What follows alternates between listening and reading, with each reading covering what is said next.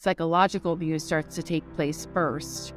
And then it gradually, systemically builds on top of each other. Ridiculing, threatening, put downs, name calling, all these things are conducive to what verbal abuse is and mental abuse is.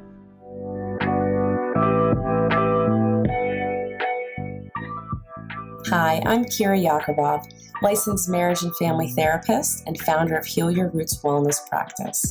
Every episode, we talk with a professional from the mental health field to learn more about their approaches and specialties, and also their journey of becoming a therapist. In this podcast, we'll uncover a deeper look at the world of therapy from new perspectives. You'll meet the therapists of Heal Your Roots Wellness Practice and trusted colleagues from the community tackling mental well-being. We're your go-to network for practical and professional insight in mental health. Subscribe for new episode releases every other Wednesday.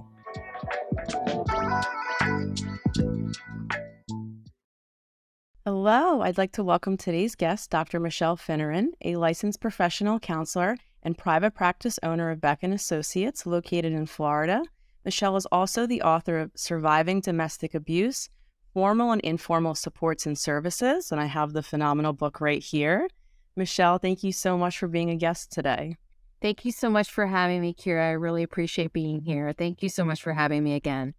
Absolutely. So we always start these episodes with really learning more about our guests and their background. So if you can kind of share a little bit about your story and your journey of becoming a therapist and why you got into the mental health field, that would be phenomenal. Sure. I started in the mental health field relatively early on in my life. I was about 18, 19 years old, where I started working as a mental health tech in the field. And what I realized early on, particularly when I went to my undergraduate work at Stetson University in DeLand, Florida, is I learned that I became really, really good with the classes and also with the people when I worked for internship at a crisis stabilization unit. And it was really, really significant for me to understand that this is where I fit in and how I was able to help people. Now, I knew really early on in my childhood, unconsciously, I think, when my dad kind of opened up to me very early on at a young age, it really disclosed a lot of his family traumas onto me early on in my life. So I always never was a huge mistake or a misunderstanding as to why I went in the mental health field or why I chose conflict resolution for my PhD. Okay, so a lot of great experience, but also I feel like a lot of therapists, there's something within our families, our own personal experiences that kind of inform that decision down the line. Absolutely. And, it was a very unconscious decision. And I felt so bad for my father when he was going through this, as he was processing this with me at too early of an age. But I also felt that I wanted to have empathy for him and help him, but I just was too young in which to do so therapeutically. So sure. And if you could share a little bit about your practice in Florida and, your PhD program and everything, because I know you have a lot of expertise and experience in the field so that the listeners can kind of get more background that way before we dive into the book you wrote. Sure. So the PhD is actually in conflict resolution and dispute analysis from Nova Southeastern University. I also have a license to treat of the state of Florida. I have a master's and a licensed mental health counselor. And I have a practice located in Coral Springs, Florida, called Beck & Associates. And basically I'm dealing with a lot of people that are first responders. I deal with a lot of nurses. I deal with a lot of law enforcement. I deal with a lot of firefighters. And I deal with a lot of marriages and families as well. So post-pandemic, what I've been noticing is a lot of marriages and families really needed some support and some help. So I've been spearheading kind of that along the way. It's been a lot coming through, especially with relationships during the pandemic, everyone kind of being home and stuck together, right? And all of these other dynamics that might have been, hidden or not as noticed really coming to the forefront. And you work with a lot of people who are constantly dealing with traumatic experiences and the crises. Absolutely. And one of the rises during the pandemic, whereas there's three major rises, I don't know if you recognized as Kira as a licensed professional, there was a rise in suicide, there was a rise in substance abuse, and there was a rise in domestic abuse. And domestic Yeah. abuse book that I wrote talks a little bit about how to help professionals and non-professionals, family members and friends, help survivors of domestic abuse really come forward and helping them in the most effective ways. Yeah, that's really powerful work. I mean, I commend you for this book. It's very comprehensive. It covered a lot of information that I was surprised to see in so many different ways. It was very valuable. Thank you so much. It was a very interesting research.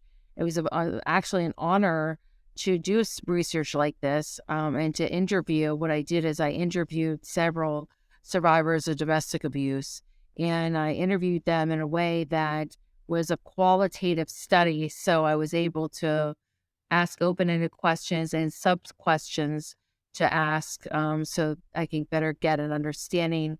And then what I would do with the data is I analyze the data. And then when there's a saturation in data, meaning you're seeing the same things over and over again, that Yeah. becomes the theme. Sure. Is this kind of the reason why you wrote the book? Is that you were starting to see it through the pandemic and that was a big thing that was coming up for your clients? Or was there kind of a different reason, if you feel comfortable sharing, why that was something you went into specifically to research? Absolutely. So the reason why I actually chose this research topic is when I was in my PhD program, I was working for a local jail, and I realized that the system has been and is extremely flawed. And what I was noticing when I was doing my group sessions with my with female incarcerated inmates is a lot of these inmates that were incarcerated for domestic abuse, for defending themselves in a domestic abuse situation. And so I thought this was kind of twisted, and I was kind of baffled and didn't really understand what was happening until Sure. I talked to my PhD chair, and she's like, well, absolutely. I'm like, is this a real thing? Like, is this a real thing that people that try to stand up for themselves, they actually get arrested and they try to like defend themselves? And she's like, yeah, that actually does happen. So what I started Wow. doing is I got this research study, and she's like, look at the data, look at the research and see if there's holes and gaps in the data. And what I realized in the data when I researched the research that was not been done in this field is there wasn't a whole lot of information about what kind of supports to help survivors or victims of domestic abuse. So that's why I decided to interview survivors that had been through the system, that had been through a year out of a domestic violence relationship, what that would have been like, where they used formal and informal supports and how effective they were or not. Wow. So you're doing really powerful, significant work to help so many people. And I know in this book specifically, you focus on women. So just being able to help so many women find these supports and help their family members, but also like legal advice, the law enforcement. Like I really love that you took a very like holistic look of everything, like the whole system of how can they be helped, in what ways, and kind of demystifying some of these myths that people might think are like what comes up for domestic abuse victims and everything. Correct. Thank you. I just I found that the women that I interviewed, the survivors that I interviewed, had a comprehensive array of formal and informal supports that they use that I was able to capitalize on. Yeah. And so for the listeners, can you share a little bit of maybe the definition of domestic abuse and what that looks like? Because I know in your book you even share how it's a lot of people or a lot of women don't seek help because they don't even recognize that they're in an abusive relationship. Right. They don't realize that they realize that something is wrong. They do realize that something is wrong, but they don't understand or can wrap their head around that it's actually defined as domestic abuse. And so what they realize is something is wrong, and the only ways that they realize that what it really is they do their own type of research, or they talk to other people, which is hard to do when a perpetrator isolates you from your family and friends to do that. But that's typically what happens. So domestic abuse is an array of different types of abuses. It can stem from mental and emotional and psychological abuse. It can range from physical abuse and physical violence, and then there's sexual abuse. Those are the three most common types of abuse. But there's also other types of abuse that people don't get into. And on my platforms this month, I talk a little bit about financial abuse and what that looks like in a domestic violence relationship. And so that financial abuse keeps the victim and perpetrator stapled in the relationship, as well as a couple psychological, traumatic, emotional bonding that takes place between the perpetrator and the victim that keeps people stapled in their dynamic. So those things, and then there's there could be religious abuse, there could be different spheres, using children as a tool, type of abuse. Then with that there could be child abuse, all kinds of things kind of morphing into each other when it comes to domestic abuse. It's not just one broad definition. Sure. And I think maybe the common one, or maybe that we see in movies, is physical abuse. That's like you can see it. It's very tangible. There's marks and everything. But I don't think it's as commonly talked about the mental or psychological, emotional, or the financial abuse that people don't really see from the outside. But the victim is experiencing it and feeling it. And it's kind of like a slow drip, right? It's not just boom, it's in your face, because I think that would be easier to identify versus this is gradually happening over time to somebody. Exactly. My dissertation chair, when she said, domestic abuse doesn't happen when one day you wake up and your partner punches you. That does not happen like that. It's a gradual, systemic, gradual building block of things that happen over time, over things that happen to get you to a place where one day you're waking up and it's at a place that you never thought it would be. And so what social media portrays is something that's really not equivalent to what really goes on in the home. Social media portrays that there has to be some sort of bloodshed or some sort of punching or some sort of physical strangulation of some sort. And that always ends up that way. What it starts up happening is psychological abuse starts to take place first. And then it gradually, systemically builds on top of each other. Ridiculing, threatening, put downs, name calling, all these things are conducive to what verbal abuse is and mental abuse is, making the victim feel less than, examples like that.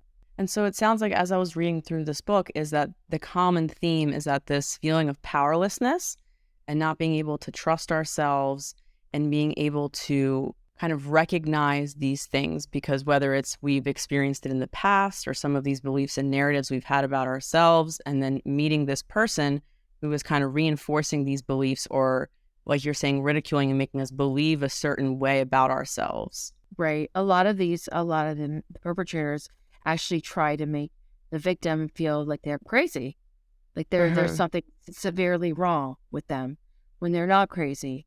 Women have an instinctual gut feeling, particularly women that are mothers. They have a gut feeling, an instinctual feeling that they know that something is not right.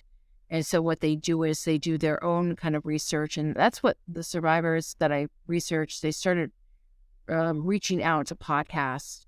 They started reaching out to support groups online, and they started reaching out to different places where they heard similar stories, and they were like, oh my gosh, it sounds so similar to what I'm going through. And they began to realize that this is an actually bigger thing than what I anticipated. Yeah.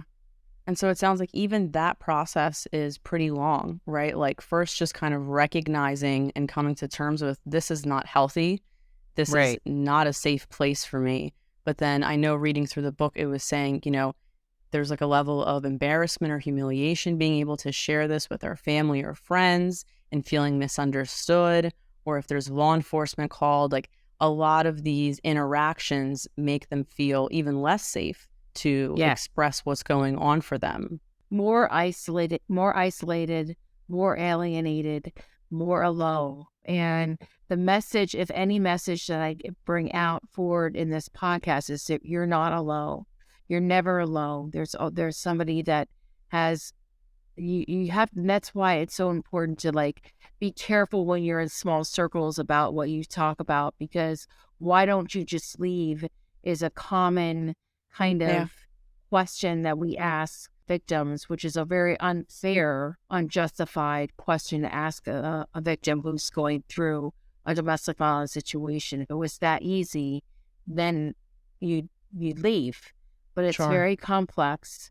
It's very complex on so many spheres and so many levels that it makes it hard to make that break. And it takes about 9 times in which to do so. Wow, 9 times. 9 times statistically, yeah. That's crazy. And so would you be able to share a little bit, because I know that you explain Stockholm Syndrome and how that comes up in that trauma bonding that might look strange from the outside looking in to someone who is experiencing domestic abuse to feel so close or connected or almost defend their abuser in that way. So one of the things that I've learned is going for law enforcement, going to a domestic violence call is probably one of the most dangerous calls to go on, because they don't know the unpredictability of what they're going to end up seeing at the scene. So what usually ends up happening is sometimes in these situations is the victim calls for help and intervention. A police officer comes out and interviews both the victim and the perpetrator, and go to arrest the perpetrator for either marks. It's hard. You can't arrest. A law enforcement officer can't arrest based on psychological abuse or mental abuse. So that's why physical marks or markings on the body will equate to some sort of arrest.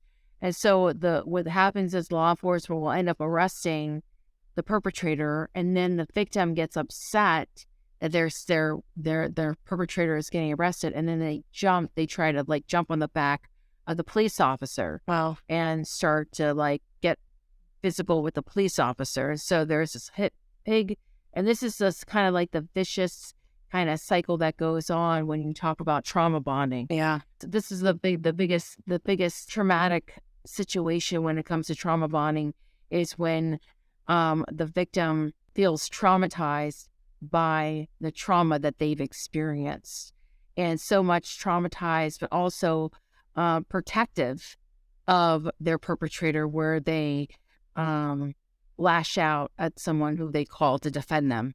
Yeah.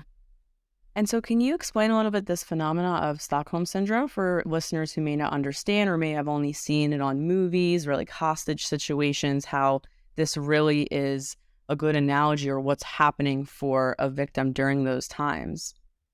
Absolutely.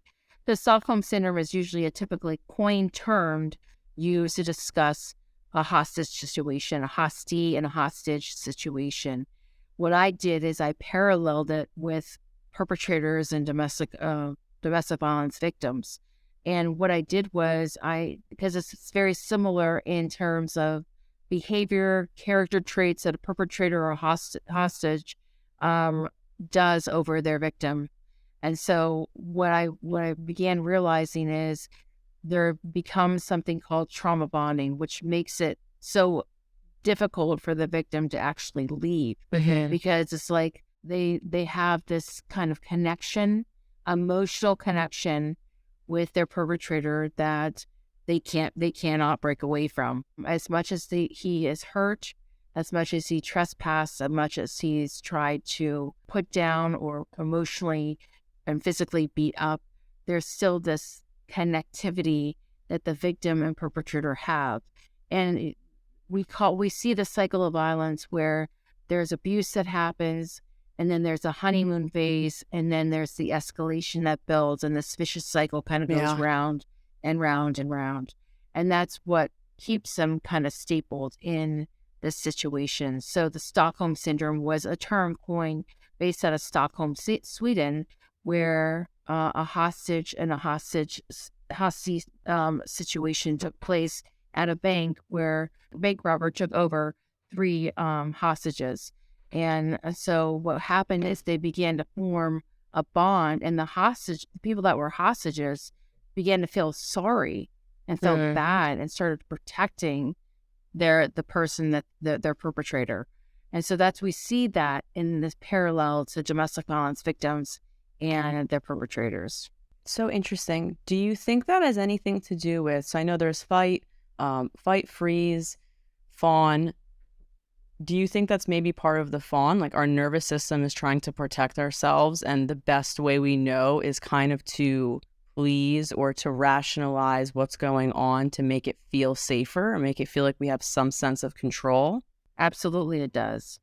Because a victim feels so out of control, they want to feel like they control something. Yeah. And so they use this scenario where they hold on to anything that they can feel like there's a sense of control, like ownership, power, that they've been really identifiably stripped of. Yeah.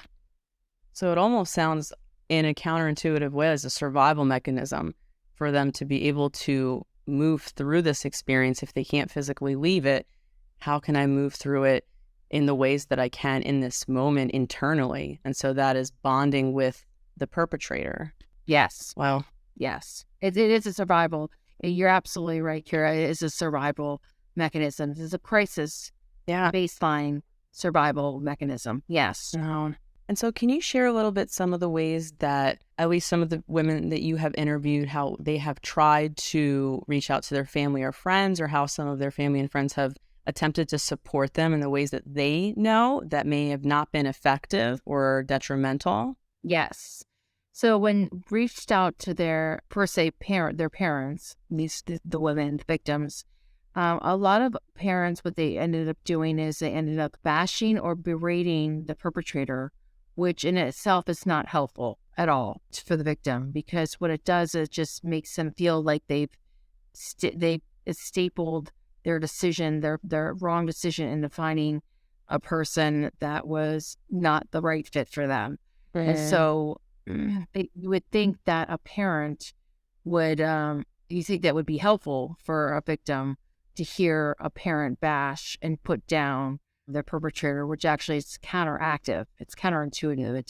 It actually does the opposite of that. So it's definitely not helpful. So if your daughter comes to you and you're a parent, the last thing you want to do is try to berate, put down the perpetrator, and just try to be as emotionally available and open and non-judgmental as possible for the victim / daughter.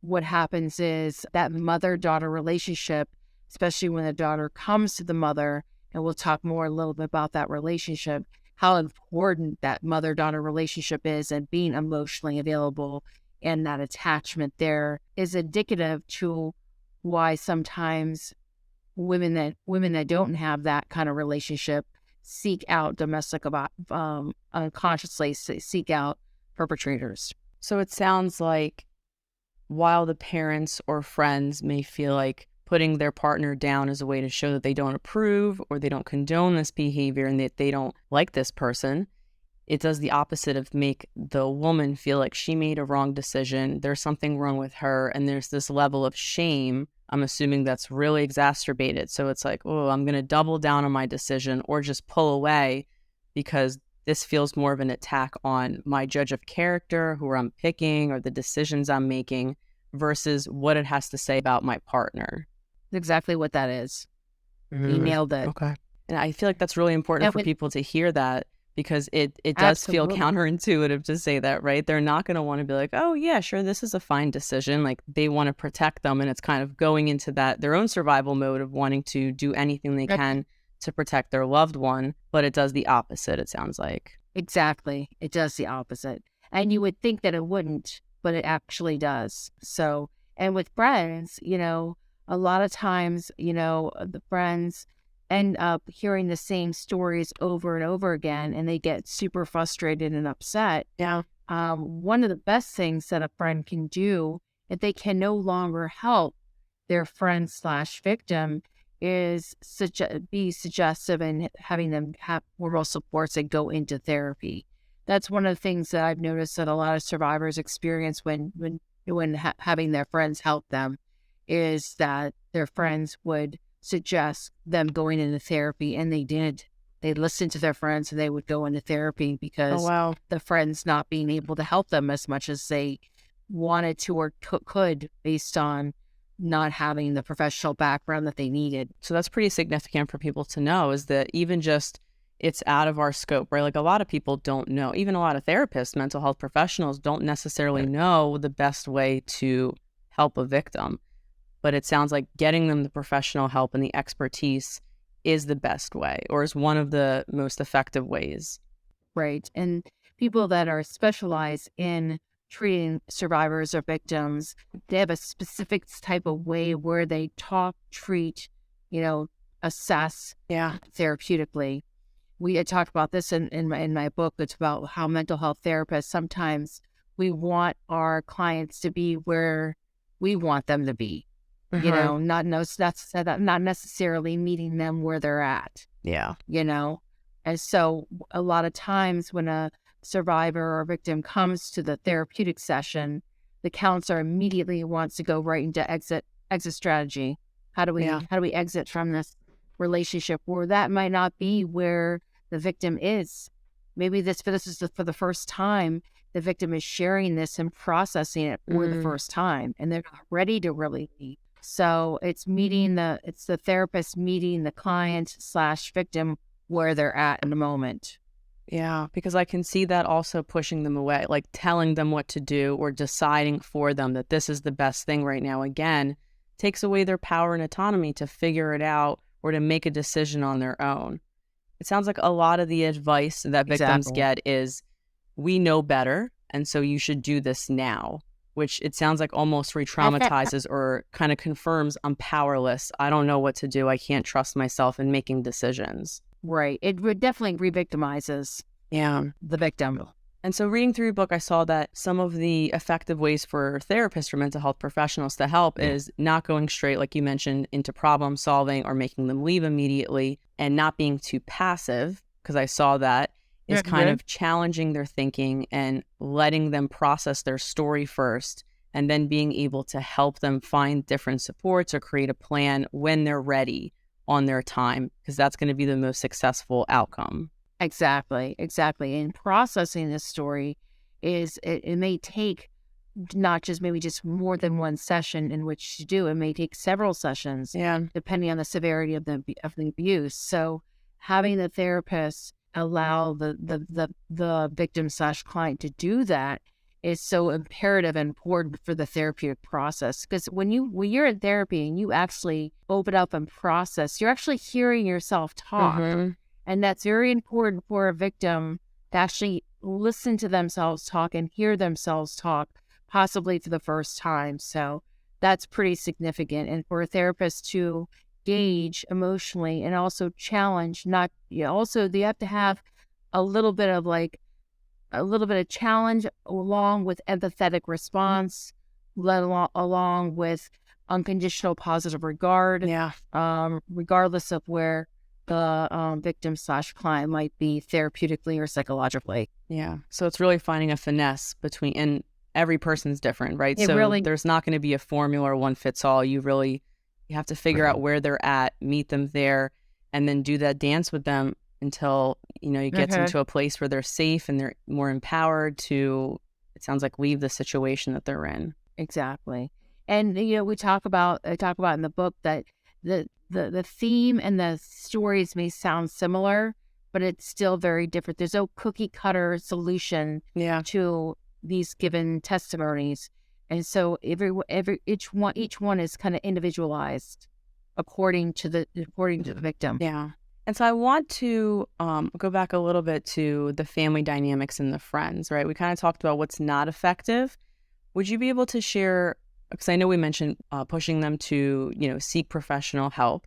Is there certain ways that friends and family can be supportive and empathetic with, with their words, how they spend their time with them, and the support that they give that would be helpful for the victim to not feel like they're going to be embarrassed or shamed or they have to isolate? Yeah, just having more of an open understanding. Obviously, it's painful for a friend or a family member to watch their loved one go through this over and over again. And one of the things that is I would recommend a friend or a family member not do is ghost your victim slash family slash friend. However, with that being said, the victim's family and friend can also very much lead to burnout and stress by watching their loved one go through this historically and openly and over and over again. Yeah. So it's really important for the friend and family member to take a step back and to kind of regroup and replenish themselves in order to be able to be there for their friend who's a victim.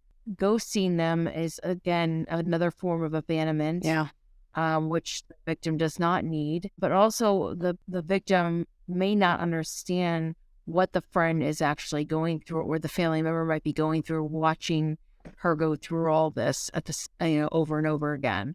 So it's that friend and that family taking a step back and just like regaining their own grounding, and their own type of replenishment, if you will, in order to fill their cup again, so they can be more or less still effective for their friend slash victim. Yeah.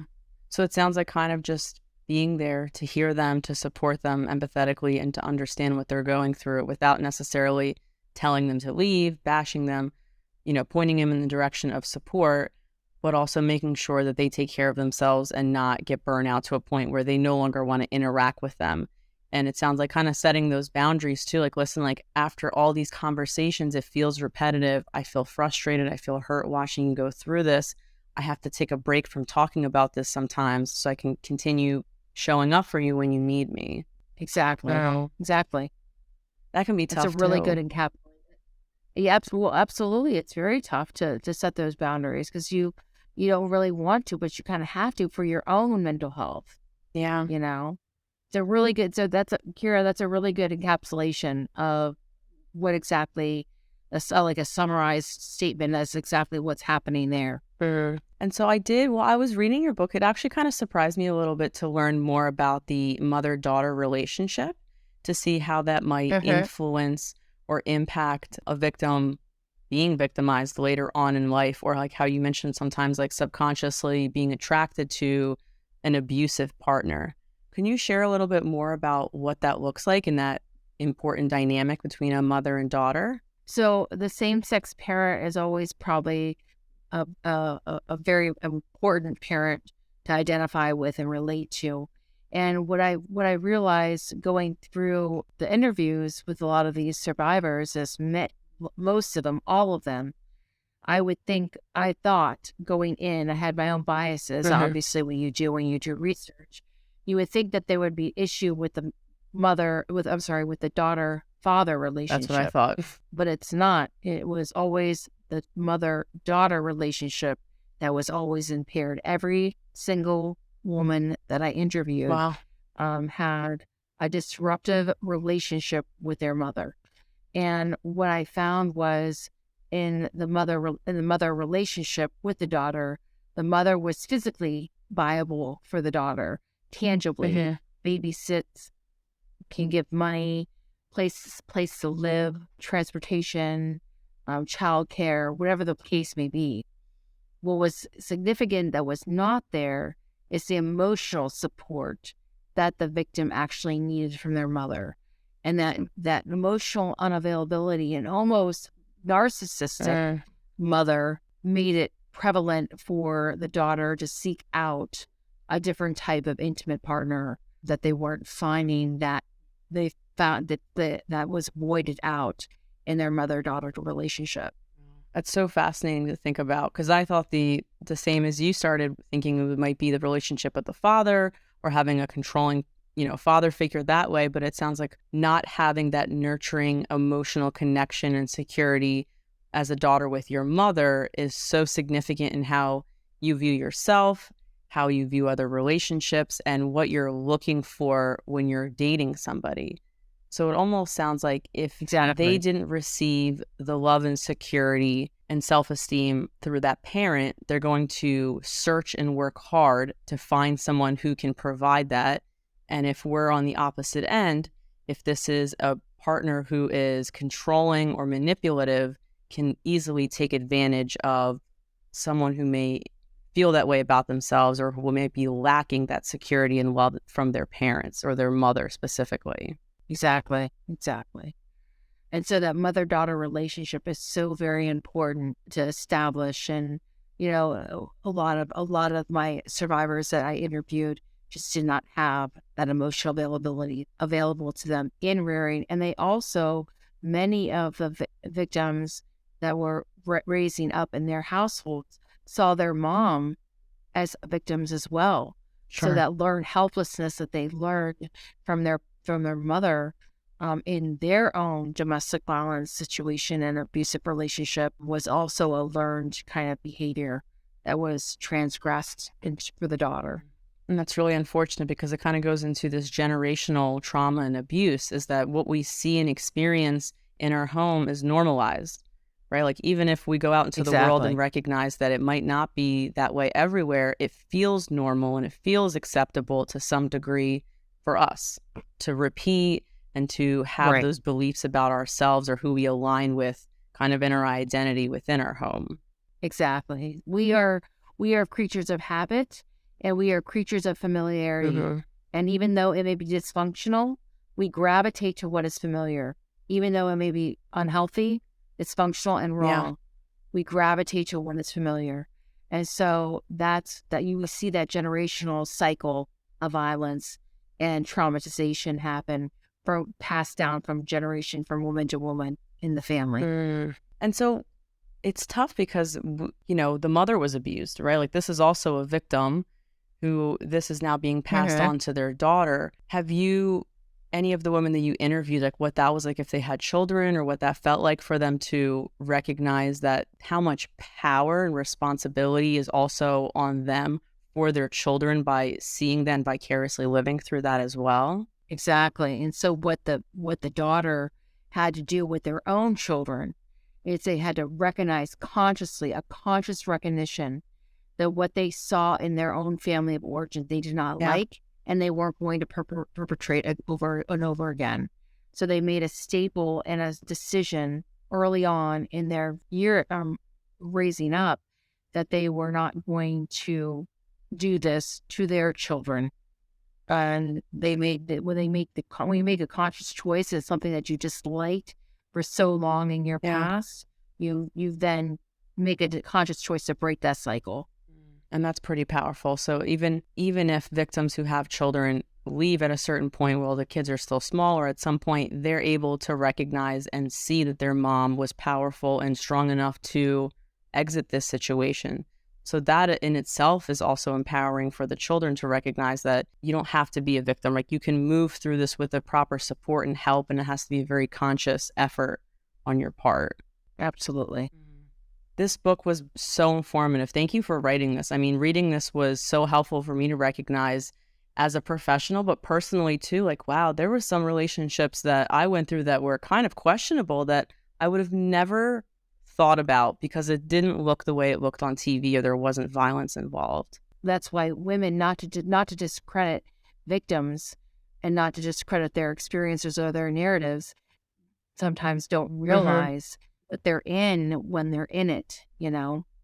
It's when you step out of the situation or out of the relationship that you begin to realize what a toxic situation this might have been for you. Yeah. It's getting space away from that to kind of be more objective, like take a step back. Because when we're in it, right, like that's why therapists can't be a therapist to someone they know, right, like their family or friends, because we're too involved, we're too invested.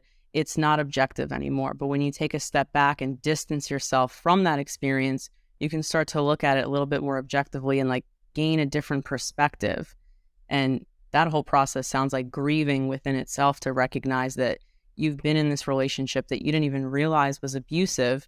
And now you are, and now you're getting out of it. Like that takes a lot of strength to be able to do that. Yes. And resiliency. Absolutely. I mean, these women all have exhibited the same type of resiliency, that one character trait of resiliency and being able to stand up on their own eventually through formal and informal supports.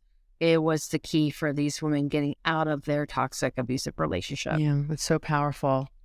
So it sounds like them being able to find their own strength and power and gain control of their own finances, their own situations, make decisions and trust themselves to make these decisions too is really powerful, and have that respect for themselves. Absolutely. And when they begin to discover something, the biggest beauty of it all is their own self and their own self-love. And that is the biggest love that they can give themselves, that they discover for themselves. And that in itself is a gift and a journey with self that is embarking on a beautiful relationship in its own. Absolutely. And that stays with you forever, because that's you and yourself. That never goes away. Never goes away. You'll never, your own loyalty, you're your own best friend. You have to shake your hands with yourself as being a friend and a person of self-compassion and love for your own self. Well, are there any, for listeners, whether they are recognizing that they might be in an abusive relationship or no, or for, informal supports, are there some resources or things that you'd be able to share for people that they could reach out to, whether it's online or in shelters or anything like that, to help people kind of find this? Absolutely. What I can do, Kira, is I have a list of national domestic violence resources. It's like a page long. I can email it to you and send it to you so you can put it all within your podcast. Wonderful. Thank you. That will be really helpful, and I can add that in the show notes for everybody. Perfect. So, Michele, can you share what's coming up new for you in your practice? Well, with the research that what I do with the research, which is what the PhD is typically for, is I take the research and I use it to use application into my clinical practice. So not only am I a clinician and a practitioner, and I practice mental health and skills and techniques to help decrease mental health symptoms, but I'm also a researcher to kind of research statistics, topics that need to be more researched out. And that's why I decided to just work on my next writing project, is when I realized what some of the things that were going on for first responders, that what they were dealing with compassion fatigue during COVID-19. And so that the research along with the application is what I like to do best. Awesome. And where can follower or the audience members find you if they want to reach out to you to work with you? They can reach me on my website. It's www.beccandassociates.com, and there's a tab there that that says contact us, and you can contact me directly on there. It goes right to my email. Perfect. Michele, thank you so much for being a guest today. This was valuable and very insightful information, and I appreciate you sharing your expertise with us. Thank you, Kira, for inviting me on your wonderful podcast. I really appreciate you. Thank you so much for having me.